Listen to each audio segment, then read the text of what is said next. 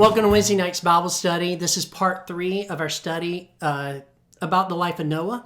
And tonight we have with us Chad Harwell, who is an elder of our church and also a Word of Life missionary. And I've said this the last 2 weeks. Chad has not studied for this at all. He's here to give us kind of a knee-jerk reaction of what's being taught, as long as it's positive. And I know some of you have thought that, right? The past 2 weeks. The other two wouldn't do anything negative because they're on staff, right? But he might. So nonetheless, he's here, and you know how we do this. So we're going to jump right in. So turning your Bibles to Genesis chapter 7. That's where we're at this evening. So Genesis chapter 7. And we're going to start talking about this segment of Noah. Yeah. So I know that you're probably already there, maybe. You should be, because it's the first book in the Bible. I'm not laughing at you, but I'm laughing. If you're in the middle, no, go to the... Yeah. He's laughing at me because I didn't bring my written word. Didn't bring the written word. I have digital copy today, so if there's any solar flares later on, we might be in trouble. Know. Yeah, I prefer this because nobody can change it, like the government. Oh my goodness, too much fun. All right, chapter 7, verse 1 says this. Then the Lord said to Noah, "Go into the ark, you and all your household, for I have seen that you are righteous before me in this generation." We're going to stop right there a minute. I think it's interesting that God brought Noah in on all this. Like, it's like a confidant. It's like, hey man, let me tell you what I'm going to do. I'm going to do this, this, this, and this. So he brought him in close. He told him what he was going to do. And here in this passage, he's saying, hey, it's time. Come here, buddy. Come here. You've worked a long time. It's time for you to go into the ark, and you go in there with all your family. I think that's absolutely incredible. Yeah. In this particular situation, of course, God always does what's appropriate. But in this particular situation, it was very appropriate for God to bring him in and say, hey, you've worked on this a long time. Now it's time to go into the ark. You probably wondered 50 years ago if it was time to go into the ark or whenever this thing was going to happen. But now that you've got it finished, I want you to let you know it's about to happen. So it's time for you to go in the ark. And God is saying, I'm not going to leave you doubting. I'm going to let you know some of the answers. And there's a why question that is answered here in verse 1. And it's the question of why me? So if Noah had been asking, why did God choose me? I built this thing, but why me? Out of all these people, and I know I'm sinful, why me? And God gives him an answer. He says, for I have seen that you are righteous before me in this generation. And so I think this shows that God doesn't just randomly, arbitrarily just come up with stuff to do. Like he goes to the next day, oh, I think it'd be a good idea to do this. And there's no reason behind it, right? He's not flamboyant. He doesn't go with the wind or anything. He always has a purpose for every single thing that he does. Now, we don't. Right? Right. Sometimes we have no reason. Sometimes we have no reason for what we have even just said, right? No purpose, no direction, but God always has a purpose.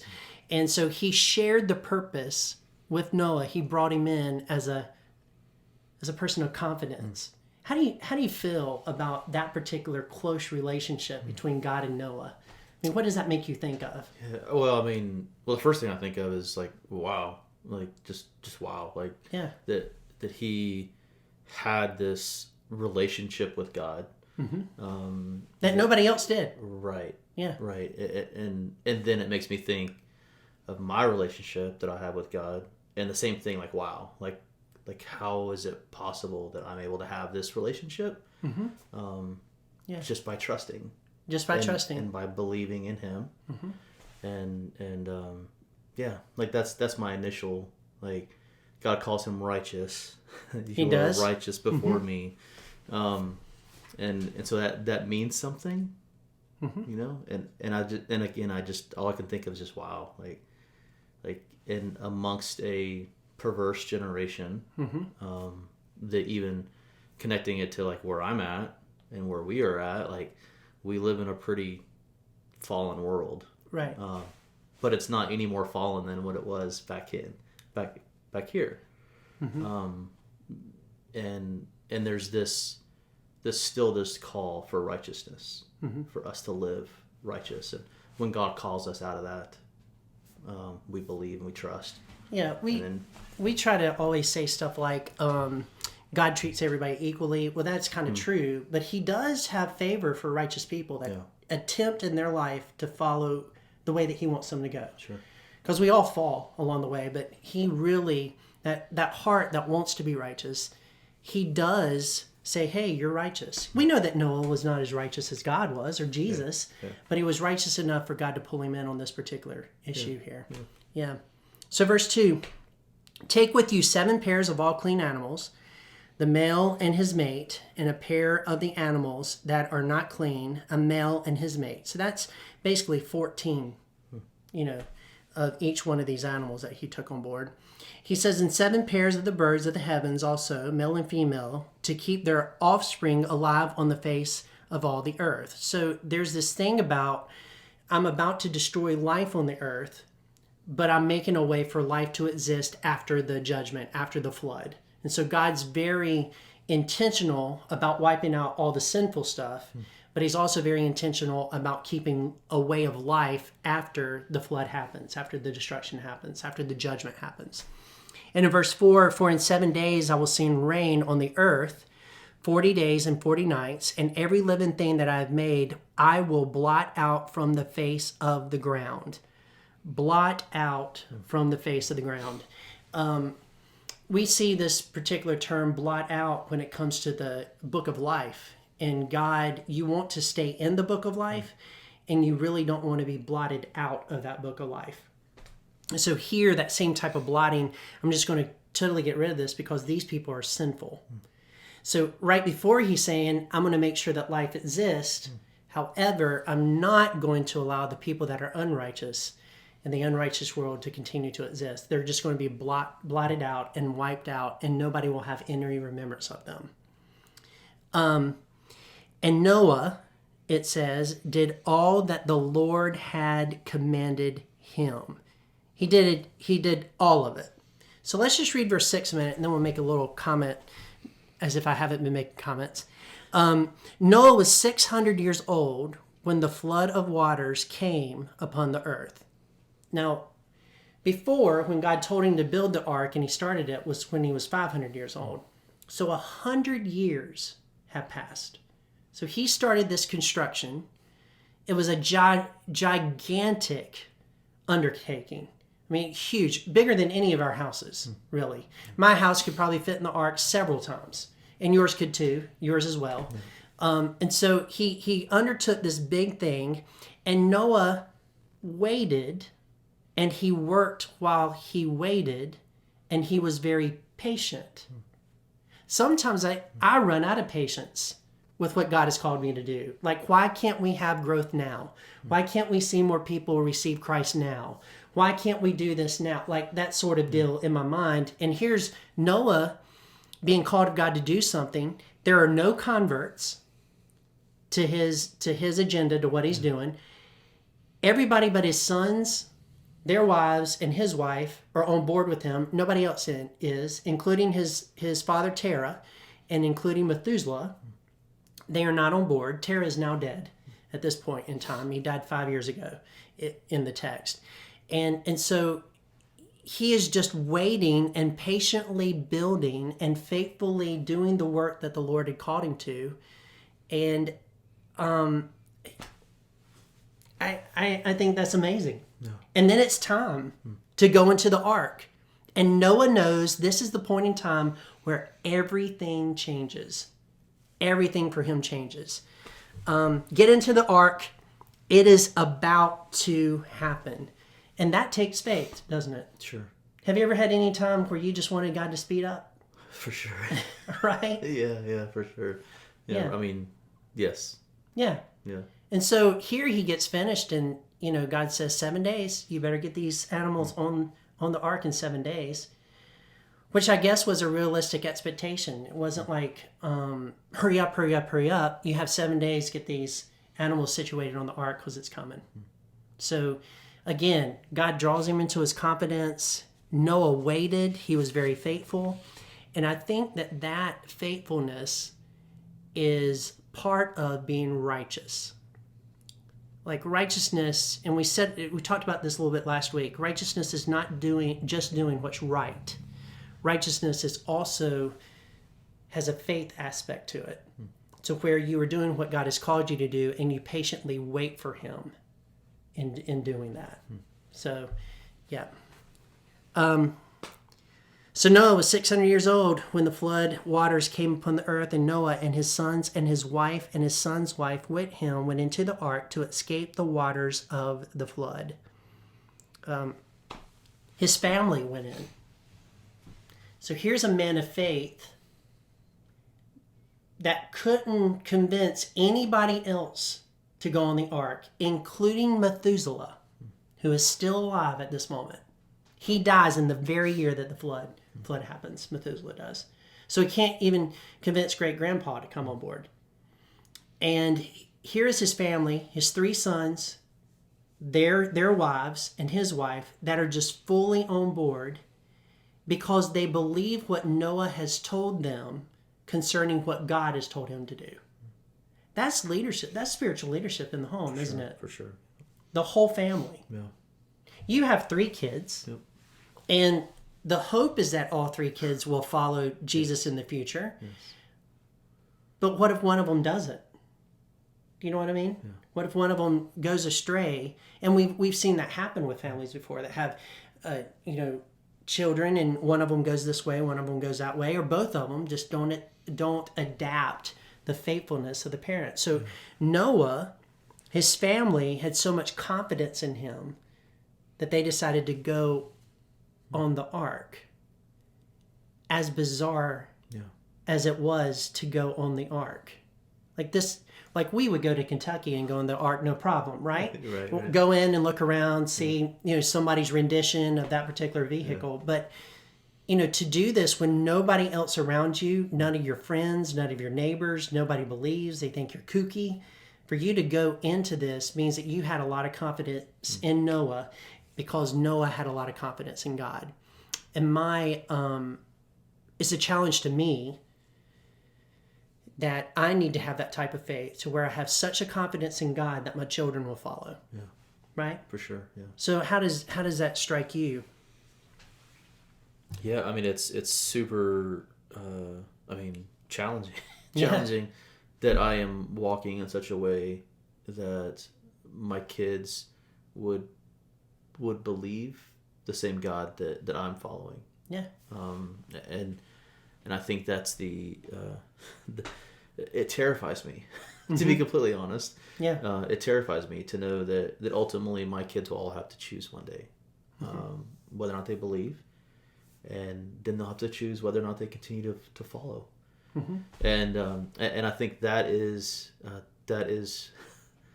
quite terrifying. Yeah, and there's a stronger connection than I think we would like to admit between our faith and our children's faith. Yeah. Like, what if our faith was the reason they believed in Jesus? I mean, we know that we don't save them. Sure. But what if that is? Yeah. But if we promote something that we believe in, but we don't live in it, we don't practice it, we don't try to get close to that God, chances are our kids are not going to follow because we're inauthentic. Yeah. The people that know your authenticity, did I say that right? Yeah. Authenticity are the people that live with you.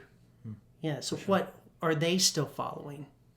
And if they're not, like if they wavered a little bit, what about your faith walk prompted that to happen? Not that they're not responsible for their actions. Right. And then that, you start unpacking that, and you can really improve your relationship with God after you think through those things. Yeah. And then hopefully as you change, your children will look at you, see that change, and they'll change, back to the way they should go. So, yeah, I was just struck by that. These 3 boys were in it from the beginning. They helped him build that ark. I don't know what their wives did. Maybe their wives helped too. I don't know. I'm not against that at all. But I do think that's interesting. So verse 8, they went into escaped the waters of the flood and ate of clean animals and of animals that are not clean, which is interesting, and of birds and of everything that creeps on the ground. 2 and two, male and female, went into the ark with Noah, as God had commanded Noah. And after 7 days, the waters of the flood came upon the earth. We discussed this a little bit last time, so I'm not going to unpack it that much. But creation is affected by our sinfulness. Sure. So we sin, and creation kind of goes down. It gets worse. However, this text talks about animals going into the ark based on a man and his family's faith, because they are going to be saved. And so our salvation also affects creation. I think that's the other side that we need to talk about sometimes, because we always talk about the effects of sin on creation and how it's bad, bad, bad. But our regeneration also affects current creation in a very positive way. And so these animals, because of the righteousness of Noah, were saved, which I think is interesting. So nature came into the ark. Nature was killed outside of the ark, but nature came in to the ark.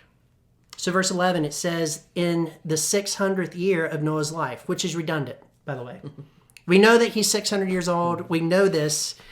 But this just marks a different part in the narrative, is what the writer is doing. In the 600th year of Noah's life, in the second month, on the 17th day of the month, on that day, all the fountains of the great deep burst forth, and the windows of the heavens were opened. Some people have asked, where did all this water come from? Well, it came from the heavens. It came from the current water that is here. There was actually global heating, and the ice caps melted probably at this moment faster than you think it would. And they had no emissions. Yep, had no emissions, because God is in control of all that. Yes. And then there must be, and we know this to be true, rivers and lakes and water up underneath the earth. So all of that came forth to cause this flood to happen. So you have rain, and you have these oceans coming in, like a hurricane would come in, and it's just a massive flood at that particular time. It's a specific date, which kind of shows that they celebrated this later. Yeah. It didn't live much past Noah's generation, but they definitely, his family celebrated the day that they walked into the ark, and they passed that on for a particular, I guess, a certain span of time. They passed it on. And so he brings us water onto the earth, and they were open. And it says, verse 12, and rain fell upon the earth 40 days and 40 nights. And on the very same day, Noah and his sons, Shem, Ham, and Japheth, and Noah's wife, and the 3 wives of his son with them entered the ark. They and every beast according to its kind, and all the livestock according to their kinds, and every creeping thing that creeps on the earth according to its kind, and every bird according to its kind, and every winged creature. By the way, if you read that, it's a reverse of the creation account.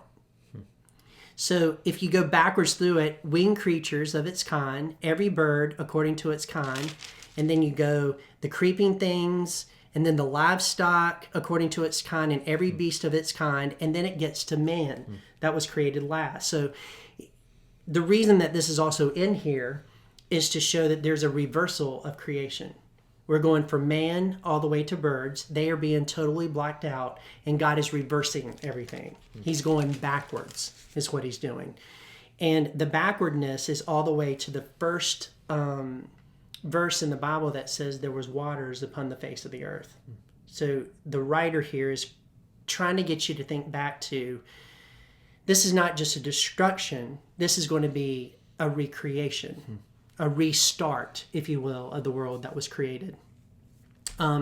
Verse 15 says, they went into the ark with Noah, 2 and 2 of all flesh, but there was breath of life. And those that entered, male and female, all flesh went in as God had commanded him, and the Lord shut him in. Shut him in. There's 2 things here. One, God shut him in, so the door was not going to open. 30 days into it, nobody could open that door because God shut it. He shut it. They could look out the windows in the top of the ark that was all the way around it, but he shut them in. But second, they did all that was commanded of them concerning God, what God had told them. And I don't know, there's times that I don't do all that God commanded me to do. Yeah. But here this family did, and it saved their life. So what's your reaction to all that information? What are you thinking? Well, a couple things. First would be that seems like a lot of animals. It is. And things. Yes. Yeah. And stuff that comes with animals and Yes, things. stuff. Yep. But again, I mean, I think coming down to it, the idea of, okay, they're following God's command, and then He is the one that's taking care of them. Well, ultimately, Right. in the end, like that's, I think all of that, it kind of comes back to, okay, God has all of this. Right. Like he never wants and He never does. Like just let go and say, okay, y'all figure it out. Yeah, y'all figure it out. This destruction is going to come, but you figure it out how you're going to Figure survive. out what you're Noah. going to do. Yeah. And so he's a part of the whole thing, and I think that is just super encouraging. We mentioned a psalm last week. You don't know this, but we mentioned a psalm last week. The word flood here is only used of Noah, the Hebrew word. I mean, there's other floods, but this particular Hebrew word is only used in chapter 6, 7, 8, 9, 10, 11 in all of the Bible. The only other place it's used is in Psalm 29, where it says that Jesus sits on the throne of the floods. And that flood is the word that relates right back here. So it goes right into what you're saying. God is on the throne during the flood. The disaster here on earth didn't dethrone him. Yeah, right. So he's still in control, which I think is a beautiful picture. Yeah, it really is. Yeah, beautiful picture. All right, so 17. Okay. The flood continued 40 days on the earth. We know this. We heard about it before, right?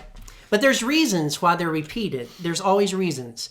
If I felt like I wouldn't bore you to death, I could tell you some of those reasons, but it's just phenomenal. If you love literary devices, this story is just filled with them and reasons for them. But anyway, we're not going to get into that. Okay, so the flood continued 40 days on the earth.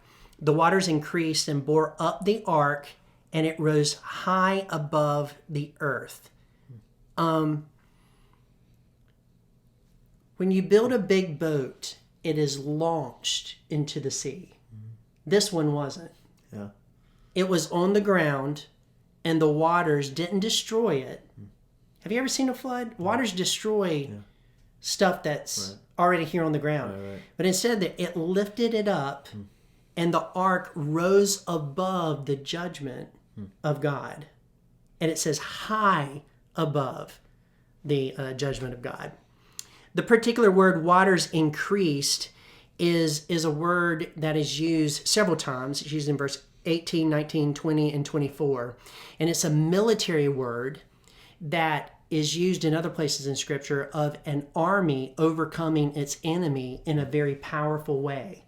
And so the waters is used of God to overcome the enemy of sin and the sinfulness and the unrighteousness on the earth. So they're very triumphant over creation, is what this is saying here. And the waters prevailed. That's another, fighting word. They prevailed. They're winning the war so mightily on the earth that all the high mountains under the whole heavens were covered. We can see from science that everybody, whether they're evolutionists or creationists or whatever they might be, all say that the world was covered with water at one time because the sediment of that is there on top of the earth. And then the waters prevailed above the mountains, covering them 15 cubits deep. That is 22 feet. And that is enough distance so that the ark, if half of its mass was in the water, it would still have enough room to miss the mountains as it floated around. Yeah. So God even, I'm not saying that he does it think, but he even thought about that detail. Okay, this ark is going to be floating around, and we need this much water to cover the earth so that they're still safe. Because God is just as interested in judgment as he is in salvation. And he's going to make sure the people that are saved make it to their destination.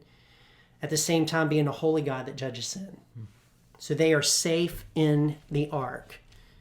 I would never, I'm not a water person, but I don't know if I'd ever get into a chest and just travel around, in a box on the earth. I don't think that's a good idea. But nonetheless, there you go. All right, verse 20, the waters prevailed above the mountains. We read that. Verse 21, and all flesh died that moved on the earth. Birds, livestock, beasts, all swarming creatures that swarm on the earth, and all mankind. And so that is basically the days of creation in the other direction. So God is starting, now that these have died, he's starting to go in the other direction and prepare a place for life to exist again. Verse 22, everything on dry land in whose nostrils was the breath of life died. That particular breath of life is also back to Genesis, where God breathed into mankind the breath of life. And he also gave animals a different sort of breath of life. Yeah. So that is now exiting them, but he's still going to keep life going. And he blotted out every living thing that was on the face of the ground. They were taken out of the book of life. Man and animals and creeping things and birds of the heavens, they were blotted out from the earth. Only Noah was left and those who were with him in the ark. And the waters prevailed on the earth 150 days.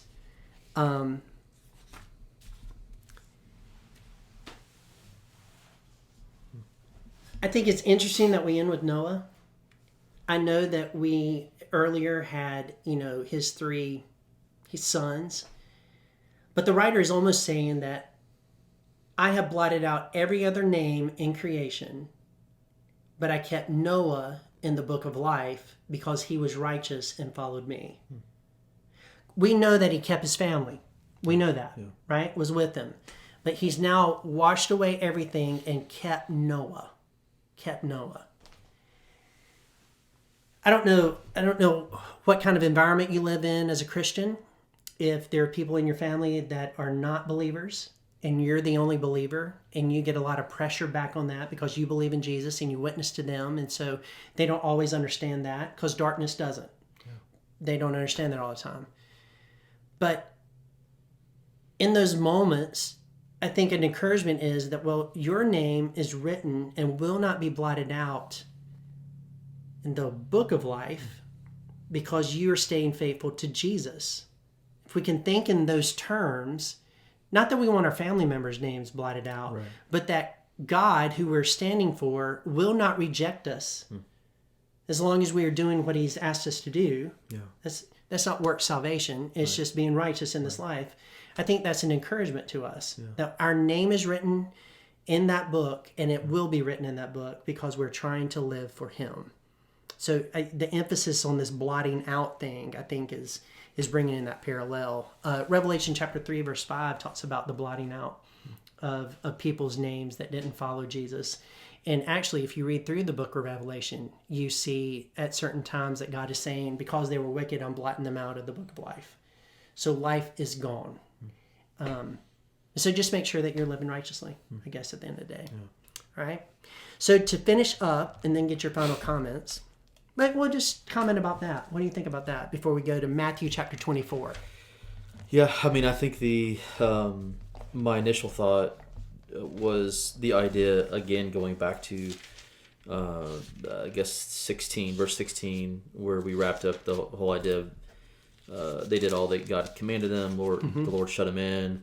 So God being still in control of all that. I think, to me, at the end of this, it's almost that reminder that God has us, like, as believers, right? Like there's nothing that we can do. There's no principalities, no powers, nothing in heaven or on earth, nothing that I can do that can separate me from God. Yeah. Right? Like, and that passage even says nothing from way above. Yes. And nothing from way below. Yeah. Which is a reference to this right here. Yeah. So I think it's just encouraging to see it all the way back here. Like, I don't ever pay attention to that. Like, that whole idea that God protected. Yeah. And there's a protection, even though we're not promised that we're going to have all the wealth in the world. Right. Or, like, we're never going to have to go through any kind of illness or anything like that. Like not that kind of protection, but like our soul. Yeah, right. Like God has us, and there's nothing that can change that. There's nothing that can remove me from Him. Yeah. Which is just The door which is super cool. is shut. Yeah, the door is shut. Yes. Judgment cannot get in. Yes. The door is shut, and God shut the door. Yep. Right? It is God the one that is, yes. Not to give like next week, like, spoiler alert for next week. God opens the door, Yes. but when He opens the door, it's open for life, not for destruction. Yeah, that's good. So all the stuff around you, you are safe, Yeah. and He's not going to open the door until you're safe to get out. Yeah. Yeah. That's good. Yeah. So Awesome. yeah. All right. So Matthew 24, verse 36. We're going to end with this week. We'll start wrapping it up here. Verse 36 says this, but concerning that day, and this is when Jesus returns, an hour no one knows, not even the angels of heaven, nor the Son, but the Father only. For as it were in the days of Noah, so it will be in the coming of the Son of Man. This is kind of, I've thought about this verse a lot, and the days of Noah only had 7, let's see, 2, 4, 6, 8 people. 7 plus Noah that were believers. What if in the days of Noah, there's only going to be a family of 8 that believe, and everything else is going to be wicked? What if in that particular moment they're raptured and the world just keeps on going? Yeah, I've often thought about that. I'm not saying that that's what the Bible teaches. I'm just saying that often makes me think of that, as in the days of Noah. We do know for sure that it's the wickedness. Yeah, that's what I've always thought of. Is Yeah, the wickedness. wickedness. Yeah. And, well, if there's 8 people left, there's a lot of wickedness in the world. Yes, Do you know what I mean? yes. So it goes right Yeah, within that deal there. And so the wickedness of the world is so bad that He has to do something about it. Verse 38, for as in those days were before the flood, they were eating and drinking and marrying and giving in marriage until the day when Noah entered the ark. So they are just doing life as normal. Yeah. In other words, not 2020, not 2021, just life as normal, eating, drinking, doing whatever they want to do. And all of a sudden, destruction came upon them suddenly because they didn't believe. And they were unaware until the flood came and swept them all away. And so will be the coming of the Son of Man. He'll come. They won't expect it. They'll be doing everything. They'll be thinking they're getting away with it all. Yeah. And then He'll come and He'll judge the world. Verse 40, then 2 men, now this is interesting here. 2 men will be in the field. One will be taken and one left. A lot of people think that this is the rapture. But I would submit to you that this is not the rapture. This isn't the rapture. In fact, here, you want to be left here. You don't want to be taken out. The context starts with this whole concept of Noah, the days of Noah. So you're thinking about the ark, and Noah was left on the planet, and everybody else was blotted out and taken to judgment.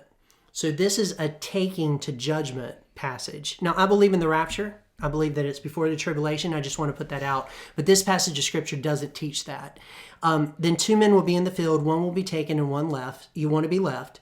2 women will be grinding at the mill. One will be taken, one will be left. Therefore, stay awake, for you do not know on what day your Lord is coming.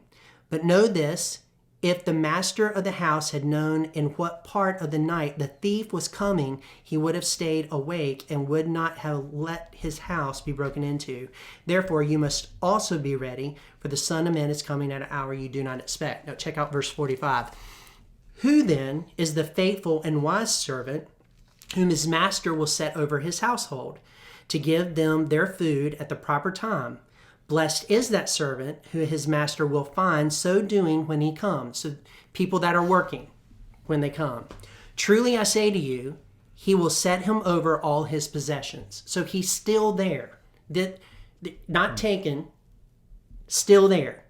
Not judged, still there.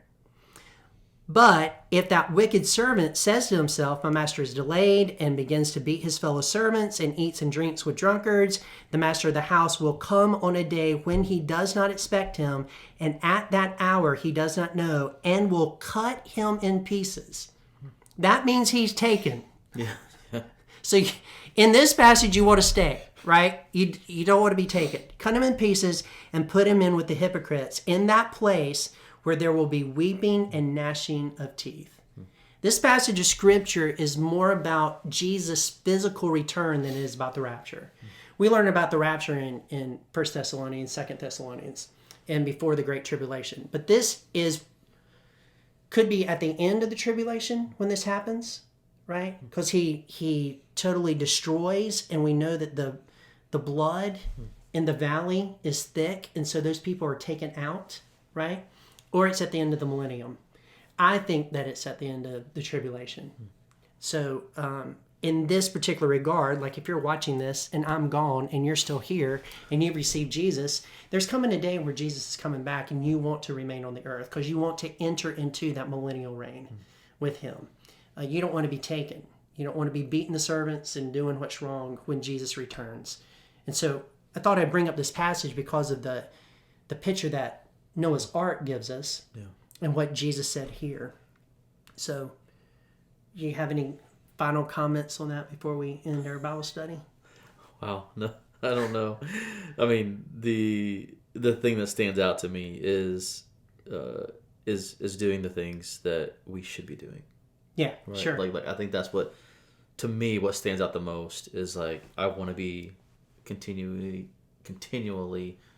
going at and doing the Lord's work. And I think that's a good comment because if the rapture was to happen, to be ready is to be being obedient to Jesus because he saved your soul and you want to serve him faithfully. Yeah. If you're in the tribulation and you receive Jesus, you need to be obedient to him all the way to the end so that you can stay and go into the millennium. Yeah. You know what I mean? Yeah. And not be taken out to where it's weeping and gnashing of teeth. Yeah. So be obedient. Yeah. If you're obedient, you really don't have to worry about what it is. Right? That's right. You don't have to worry about it. Yeah. So there you go. All right. Well, that's the Bible study for this evening, and grace and peace until next week. We'll see you.